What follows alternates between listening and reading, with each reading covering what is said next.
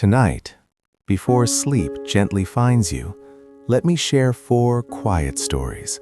Stories that have traveled across generations, carrying simple wisdom about the human mind.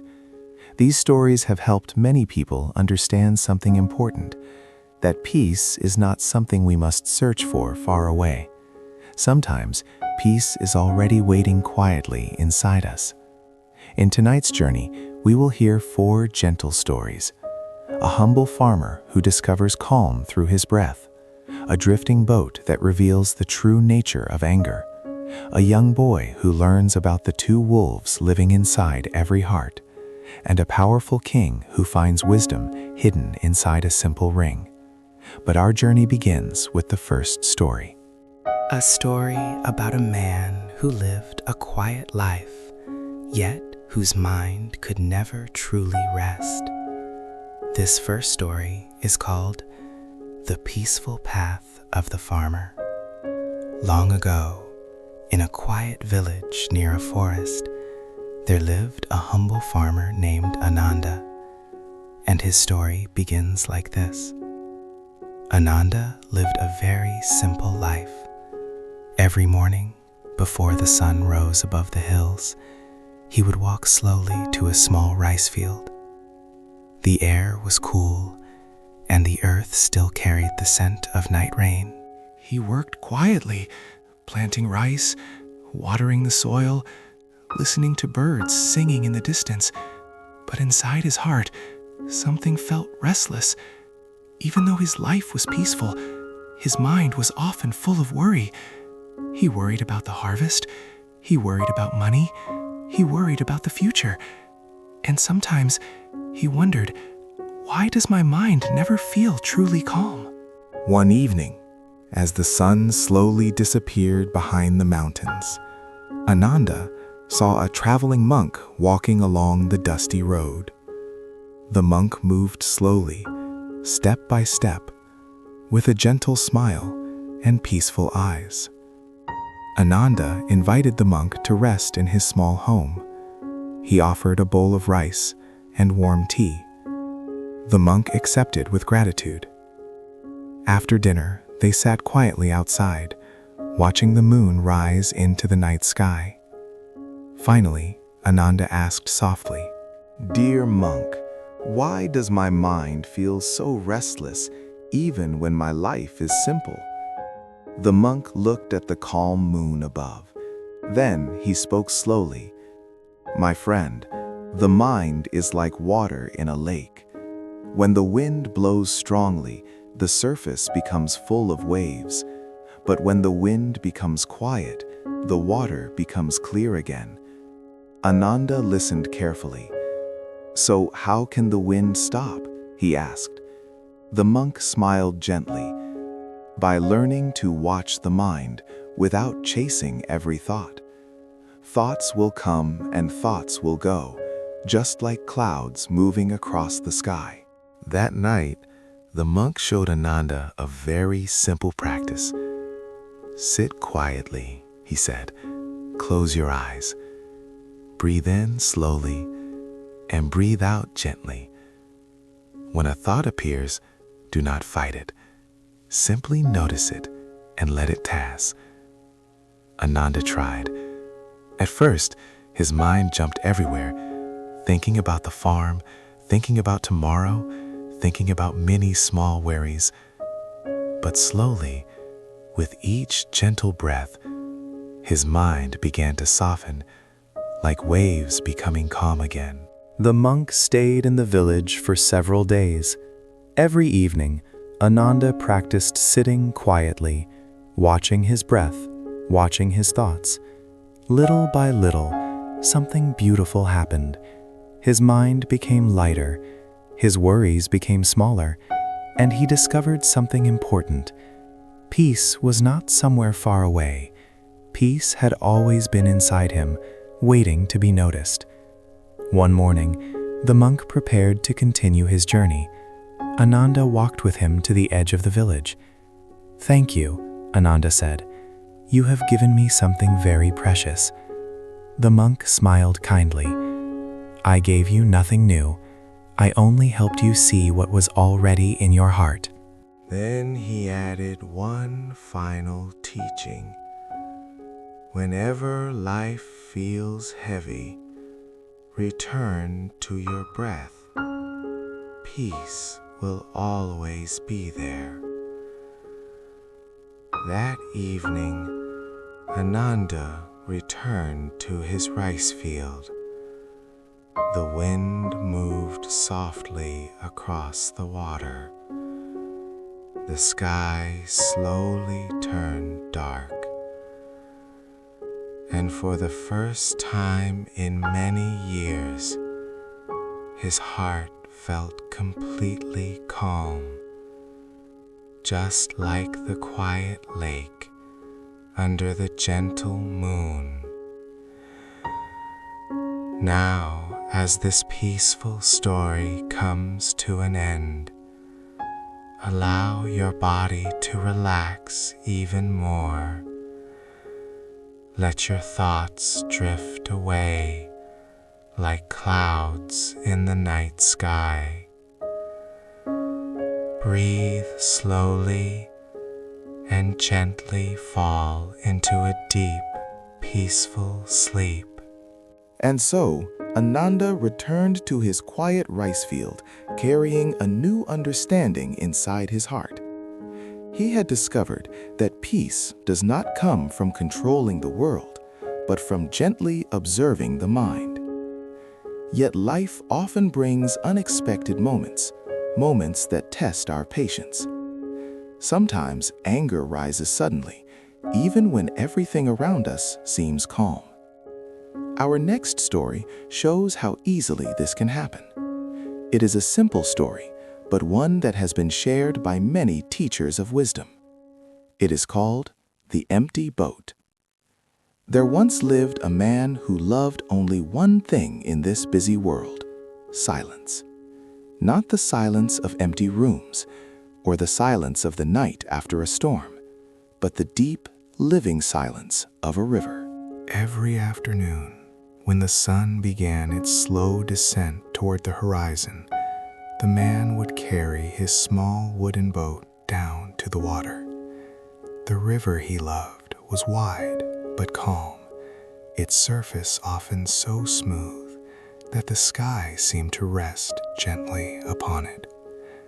Out there, drifting between the golden reflections of the setting sun, the man felt something rare, a kind of peace that was impossible to find anywhere else. No crowds, no arguments, no noise of the world, only the sound of water softly touching the sides of his boat. Row, pause, drift. For him, these quiet moments were not just leisure. They were a refuge, a place where the weight of everyday life slowly dissolved into the flowing current. On one particular evening, the sky glowed with deep shades of orange and gold. The air was still, the river almost perfectly calm. It was the kind of evening that seemed made for reflection. The man pushed his boat gently away from the shore and began rowing toward the middle of the river, hoping to enjoy another peaceful journey alone with the fading light of day. For a while, everything was exactly as he loved it. The river was silent, the sky was glowing, and the world felt perfectly balanced. But then, something unexpected appeared in the distance. As he drifted quietly, the man noticed another boat floating slowly toward him. At first, he paid little attention. After all, the river was large enough for many boats. But as the seconds passed, something strange became clear. The other boat was not changing direction. It was moving straight toward him, slowly, silently, unstoppably. And the distance between the two boats was shrinking. The man narrowed his eyes and looked more carefully toward the approaching boat. It drifted quietly across the water, pushed gently by the slow current of the river. At first, he assumed someone must be inside it, perhaps another fisherman enjoying the evening, or a traveler crossing the river before nightfall. So he called out politely, "Hey there, be careful!" His voice carried across the calm water. But the other boat did not respond. It continued drifting toward him, slowly and steadily, without changing course. The man frowned. Perhaps the other person simply hadn't heard him. The river sometimes swallowed sound in strange ways, especially in the quiet of the evening. So he called again, this time louder. "Watch out! You're heading straight toward me!" Still, nothing. The boat kept coming. The distance between them grew shorter. The man's peaceful mood began to fade. A ripple of irritation passed through him. Why wasn't the other person steering the boat? Were they asleep, careless, or worse, ignoring him completely? Now the man's voice sharpened. "Hey, turn your boat!" His call atone across the water. But the drifting boat continued forward exactly the same way, as if his words meant absolutely nothing. The peaceful river that moments ago felt so calming now seemed strangely tense. The man gripped his oars harder, his jaw tightened. Inside him, frustration began to grow.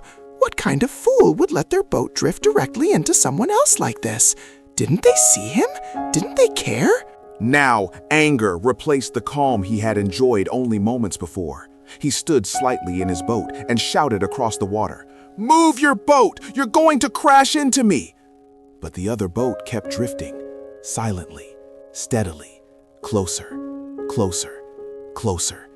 And in that moment, the man was certain that whoever sat inside that boat was being completely irresponsible.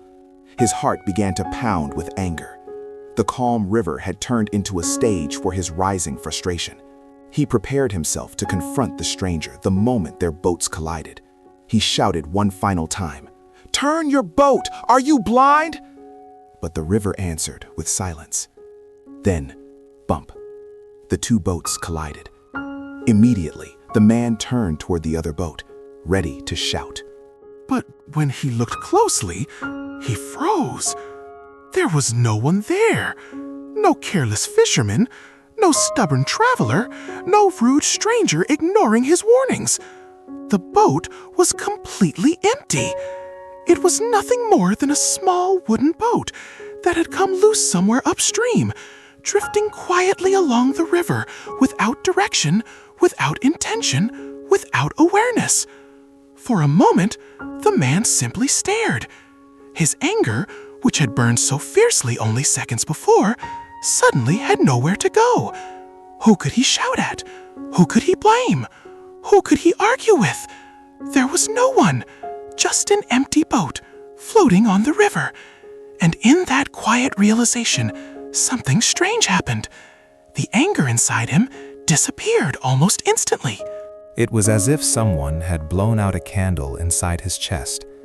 The man slowly sat down again in his boat, feeling an unexpected wave of embarrassment wash over him. Just moments earlier, he had been ready to fight, ready to accuse, ready to shout. And yet, all of that anger had been directed at something that had no intention at all. Only a drifting boat, only a piece of wood carried by the current. The river became quiet again, and now the silence felt different. Not tense, not frustrating, but thoughtful. For a long moment, the man said nothing. He simply sat in his boat, looking at the empty vessel that had drifted into him. The two boats rocked gently on the surface of the river, moving softly with the current, as if nothing important had happened at all. Yet, inside his mind, something profound had just changed. Only seconds earlier, he had been filled with anger. His heart had been racing, his voice had been loud, his thoughts had been sharp and accusing. He had been completely certain that someone in that other boat was careless, rude, even disrespectful. But now, staring at the empty boat beside him, the man suddenly saw the truth. There had never been anyone to blame. No one had insulted him. No one had tried to harm him. The river had simply carried a boat downstream, just as rivers always do. Slowly, the man let out a deep breath. A quiet smile appeared on his face, not because the situation was funny, but because it revealed something about himself that he had never noticed before. All that anger, all those harsh words, they had come entirely from his own mind. The boat had done nothing. It had no intention, no awareness, no ego. It was simply empty. And yet, his reaction had been full of emotion. The man leaned back slightly and looked at the fading sun over the river. Perhaps many things in life are like that empty boat. Sometimes people say things that hurt us. Sometimes situations appear unfair. But often, what causes our suffering is not the event itself. It is the story we immediately create in our minds. If we can learn to see the empty boats in our lives, if we can pause before reacting, then many storms inside our hearts might never begin at all.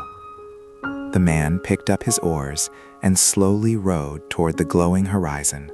The man watched the empty boat drift quietly down the river, and in that silent moment, his anger disappeared. From that day forward, whenever frustration appeared in his heart, he remembered the lesson of the empty boat.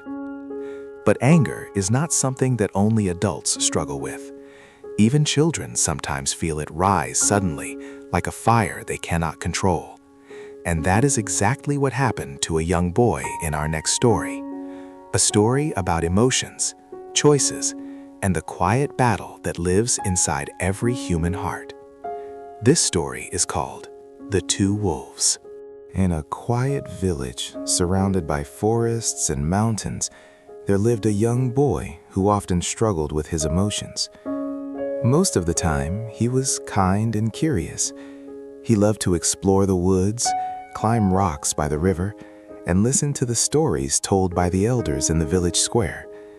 But there was one problem the boy could never seem to control: his anger.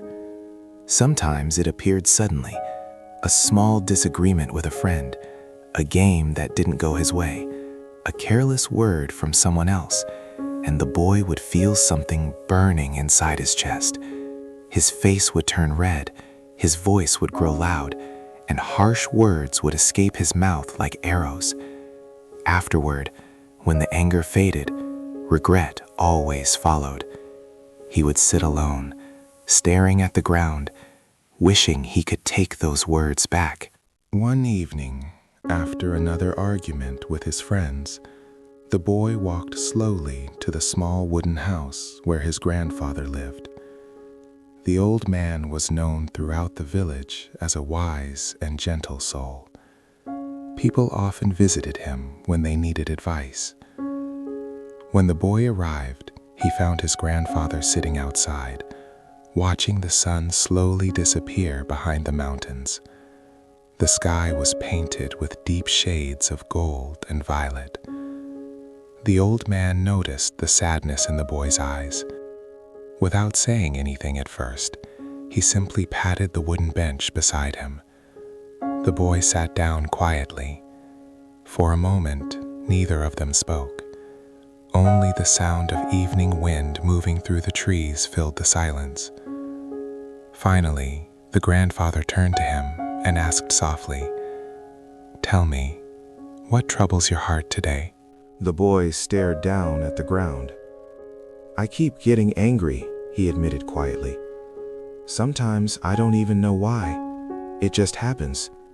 And when it does, I say things I don't mean." The grandfather listened patiently.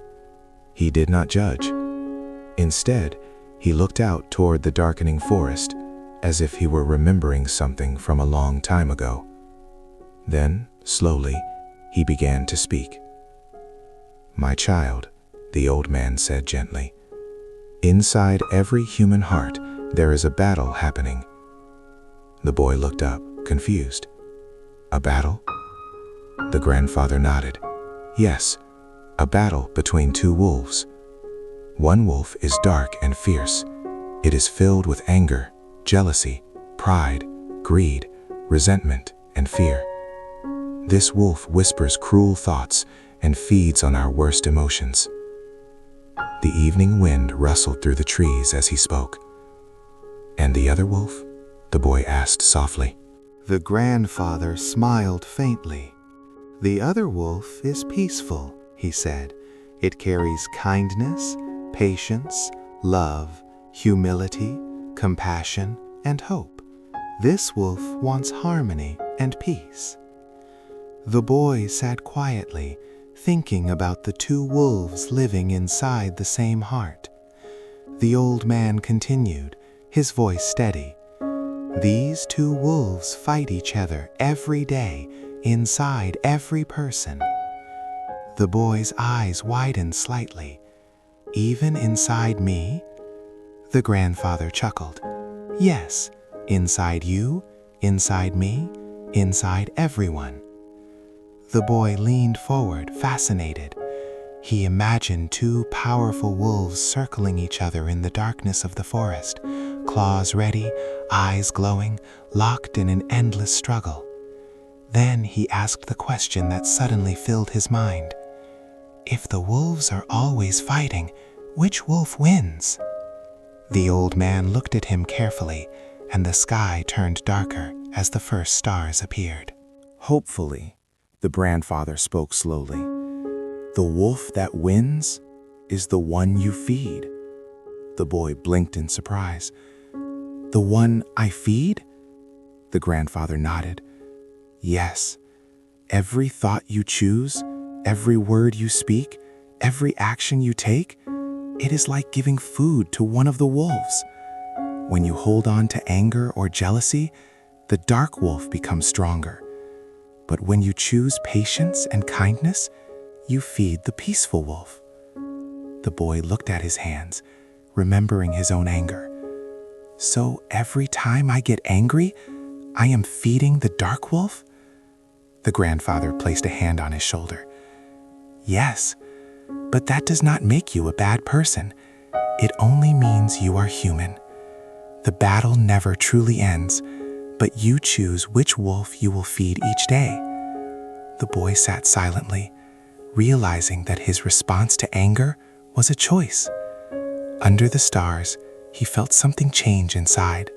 One wolf fierce and restless, its eyes burning with anger. The other calm and steady, its presence quiet but strong. For the first time, the boy understood that both wolves lived inside him. And suddenly, he remembered something that had happened earlier that day. A friend had accidentally broken his small wooden toy. Without thinking, the boy had shouted at him, accusing him of doing it on purpose. His friend had tried to explain, but the boy had been too angry to listen. Now, the memory returned with painful clarity. The boy sighed. "I think I fed the wrong wolf today," he said softly. The grandfather smiled kindly. "Perhaps," he replied, "but tomorrow you can feed a different one." The boy looked at him. "Is it really that simple?" The old man nodded slowly. "Not always easy," he said, "but always simple." He pointed toward the sky. "Every morning when the sun rises, you are given a new chance, a new moment to choose what kind of person you want to be." The boy felt something warm spread through his chest. For the first time, anger did not feel like an unstoppable force. It felt like something he could learn to guide, something he could understand, something he could choose not to follow. The wind moved gently through the trees as the grandfather spoke one final time. "Remember this, my child," he said quietly. "The wolves will always be there. But peace does not come from defeating the dark wolf. It comes from feeding the good one more often." The boy nodded slowly. He stood up, looked once more at the quiet forest, and then turned toward home. Tomorrow he would apologize to his friend. Tomorrow he would try again. And somewhere deep inside his heart, the peaceful wolf had just received its very first meal. That night, the boy walked home beneath a sky filled with stars. Inside his heart, he carried the words of his grandfather. "The wolf that wins is the one you feed." From that day forward, the boy began learning how to choose kindness more often. But the struggle of the mind does not belong only to children. Even powerful rulers, even kings who command entire kingdoms, can feel lost inside their own thoughts. And that brings us to our final story tonight, a story about wisdom hidden inside the smallest of objects, a story called The King and the Ring. Long ago, in a vast kingdom surrounded by golden deserts and distant mountains, there lived a powerful king. His palace was magnificent. Tall marble pillars supported shining ceilings. Gardens filled with fountains and rare flowers stretched across the palace grounds. Servants moved quietly through long corridors, carrying trays of fruit, wine, and silk. To anyone who looked from the outside, the king had everything: power, wealth, respect, a kingdom that obeyed his every command. Yet inside his heart, the king was never at peace. His mind was always restless. When victory came, he worried it would not last. When difficulties appeared, he feared they would destroy everything he had built.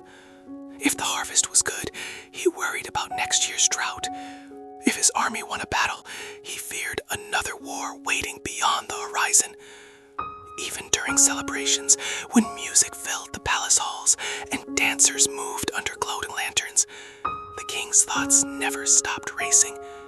He could not enjoy happiness fully, and he could not endure hardship calmly. His emotions rose and fell like violent waves in a storm. One day he felt powerful and joyful. The next day he felt anxious and angry. The king began to realize something troubling. Despite ruling an entire kingdom, he could not rule his own mind. One night, after a long day of court meetings and political disputes, the king walked alone through the quiet halls of the palace. Torches flickered along the walls. Outside, the desert wind whispered softly through the gardens. The king stopped beside a window and looked out into the darkness. "I have conquered lands," he murmured to himself, "but I cannot conquer my worries." The next morning, he made an unusual decision. He summoned the wisest scholars, philosophers, and sages from every corner of his kingdom. When they gathered in the grand hall, the king spoke with unusual seriousness. "I ask for something very simple," he told them. "Bring me a sentence, a piece of wisdom, something that will help me remain calm in times of great joy and strong in times of great suffering." The hall grew silent. The scholars looked at one another. Some stroked their long beards, others whispered quietly among themselves. The king added one more condition, and the wisdom must be short enough to fit on a ring. The scholars bowed respectfully, but as they left the palace that day, they all carried the same thought in their minds. The king had asked for something far more difficult than it sounded, a single sentence powerful enough to guide a king through every moment of life. After leaving the palace, the scholars and sages spread across the kingdom in search of the wisdom the king had requested. At first, they believed the task would be simple. After all, these were the wisest men in the land. Many of them had spent decades studying philosophy, religion, and the nature of human life. But the king's request was more difficult than they had imagined. He did not want a long teaching. He did not want a speech. He wanted only one sentence, a sentence powerful enough to calm a king when he was overwhelmed with happiness, and strong enough to comfort him when he was drowning in despair. Days turned into weeks. Weeks turned into months. Some scholars searched through ancient books in dusty libraries. Others traveled to distant temples and monasteries, hoping to find wisdom hidden in old teachings. They gathered many ideas. Some said the sentence should remind the king of his power. Others believed it should remind him of his responsibilities. But none of the phrases seemed to hold the balance the king desired. Some were comforting in times of sorrow, but useless in moments of pride. Others humbled a man during success, yet offered no strength during suffering. And slowly, the scholars began to realize that the king's question was not simple at all. It was one of the deepest questions a human being could ask. One evening, while traveling across the desert, a small group of the scholars stopped in a quiet village. There, they heard of an old hermit who possessed a rare and peaceful wisdom. Curiously, the scholars decided to visit him. They found the old man sitting outside his hut, calmly watching the desert wind move across the sand. When they explained the king's request, the hermit listened quietly. Then he opened his eyes and smiled gently. "I believe I know the sentence your king needs," he said. He simply took a small piece of paper and slowly wrote 4 words. Then he folded the paper and handed it to them. "Place these words inside the king's ring," the old man said. "But tell him something very important." The scholars waited. "These words must only be read when he truly needs them." The scholars returned to the palace as quickly as they could. When they entered the great hall, the king was waiting for them on his throne. His face showed both curiosity and impatience. "Well," the king asked, "have you found the wisdom I asked for?" One of the scholars stepped forward respectfully and bowed. "Yes, your majesty," he said. From a small cloth pouch, he carefully removed the folded piece of paper given to them by the old hermit. The king looked at it with interest. "That is all?" he asked. The scholar nodded. "These words must be placed inside a ring," he explained, "and there is one important instruction." The king leaned forward slightly. "What instruction?" "You must only read these words," the scholar said slowly, "when you truly need them."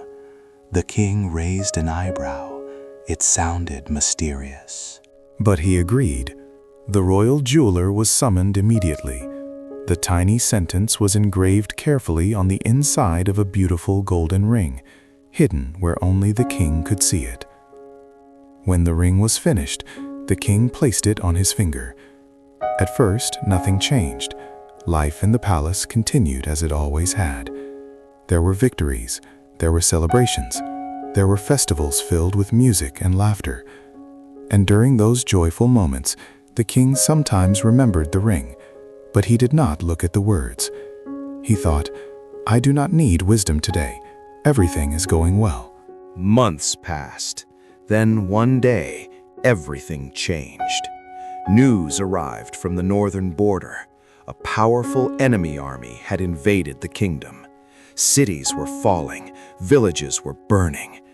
The king gathered his soldiers and rode into battle, determined to defend his land. But the enemy was stronger than expected. The battle was chaotic and brutal. Soon the king and his remaining soldiers were forced to retreat into the mountains. Night fell. The king found himself hiding among the rocks, with only a few loyal guards beside him. In the distance, he could see the fires of his captured kingdom glowing in the darkness. His heart was heavy with despair. Everything seemed lost. His crown, his palace, his power, all of it appeared to be slipping away. At that moment, the king remembered the ring. With trembling hands, he turned it slowly on his finger and looked at the tiny words engraved inside. In the faint moonlight, he read the message for the very first time. "This too shall pass." The king stared at the words. At first, they seemed simple, almost too simple. But as he read them again, something inside him began to change. The message did not promise victory. It did not promise comfort, but it reminded him of something powerful. No moment in life lasts forever. Not success, not failure, not joy, not suffering. Everything moves, everything changes, everything passes.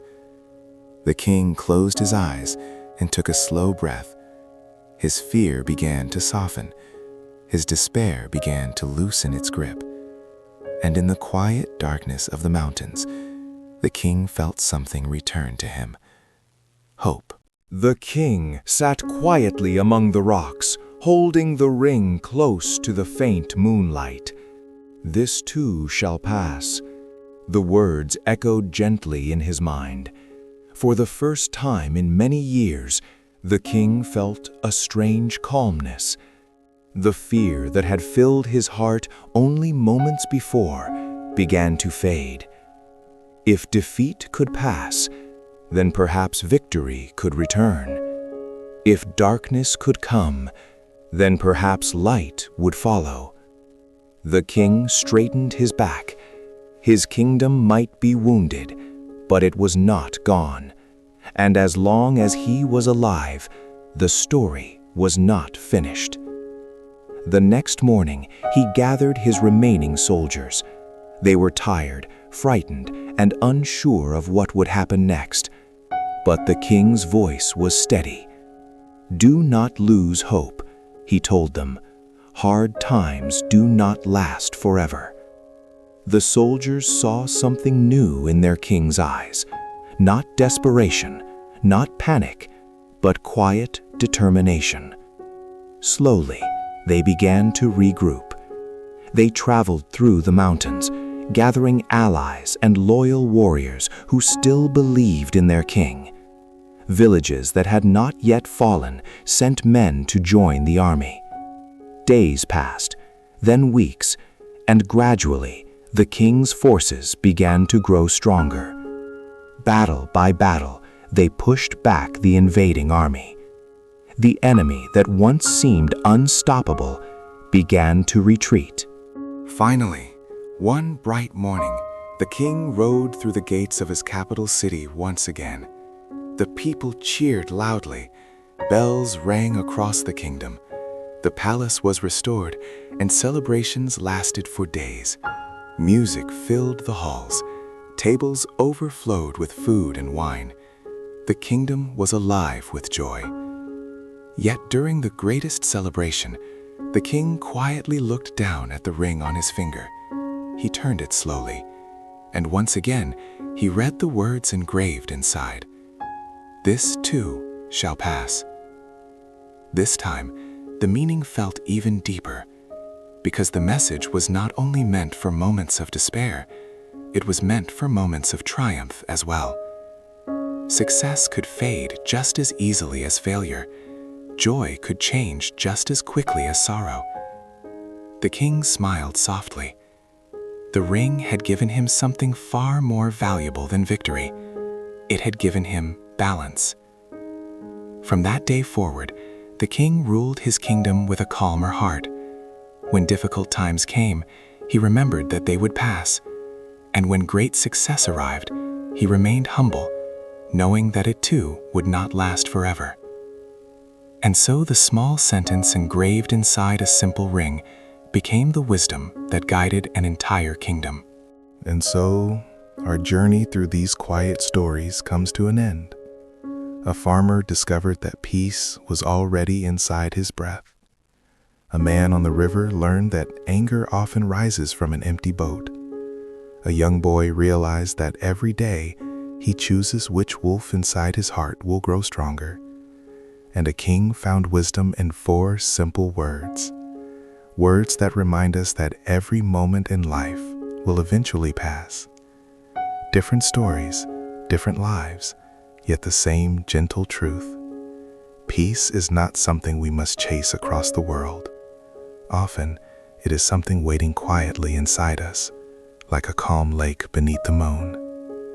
Now, let your thoughts drift away, like clouds slowly crossing the night sky. Take one slow breath in and breathe out softly. Allow your body to become heavy, warm, and relaxed. The stories may end here, but their quiet wisdom can stay with you, like a small lantern glowing in the dark. Sleep peacefully, and may your mind rest like still water under a silent moan. Good night.